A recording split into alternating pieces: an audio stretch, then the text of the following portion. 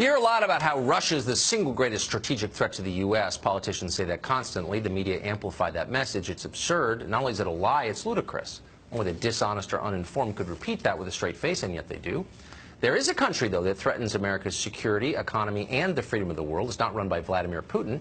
It's, of course, China, a nation incalculably more powerful than Russia, and one whose aims are grander and far more sinister.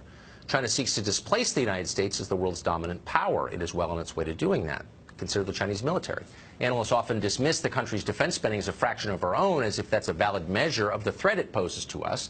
In conventional terms, the Chinese military is, in fact, much smaller, fewer bases, ships, and aircraft.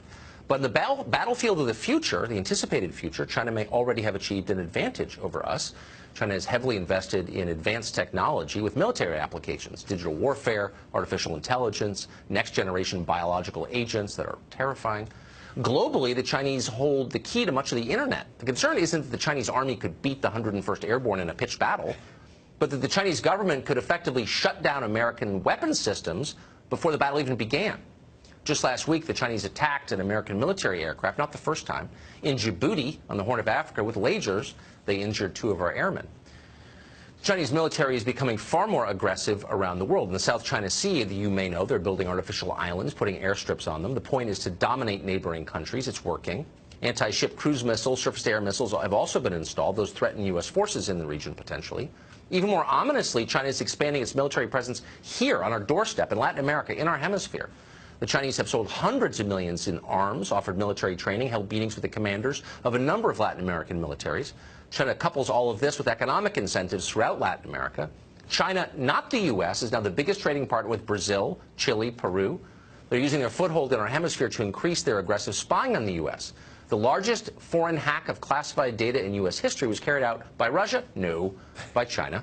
FBI Director Christopher Wray recently testified that a massive number of Chinese college students and professors here are actually probably spies for their government. More than 100 U.S. colleges have Confucius Institutes. Those are outposts funded by China whose sole purpose is to promote propaganda from the Chinese government.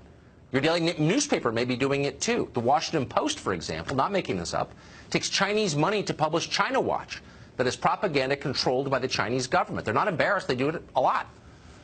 The root of China's strength comes from its economy, which is booming, and it was built in part on the destruction of our economy. China's economy will soon surpass America's in size. It will be the richest country on Earth soon. The U.S.-China trade imbalance hit a record $375 billion last year. That has increased dramatically since we allowed China into the WTO 20 years ago. Our leaders assured us then that China would become less repressive as it got richer. That hasn't happened. In some ways, the opposite has happened. Meanwhile, many thousands of American businesses have died as a result, whole industries destroyed, and then entire regions of our country destroyed in turn. Now China plans to dominate high-tech manufacturing as well, taking more and better-paying jobs from our country. American companies seem eager to help them do it. Tesla, a company you pay for with your tax dollars, it wouldn't exist without the subsidies, says its next facility built in China, not the U.S. But solar panels and electric cars aren't the only thing that country's making. Most of the world's fentanyl is manufactured in China. The Chinese send it here. Thousands of us die every year from it. The U.S. government has asked them to stop, to prosecute people involved in the fentanyl trade. They've refused. Why would they help? They're winning. China is rising. It's a disaster for the world. It's a catastrophe, potentially, for the United States. It's by far the single biggest threat we face, no matter what they tell you.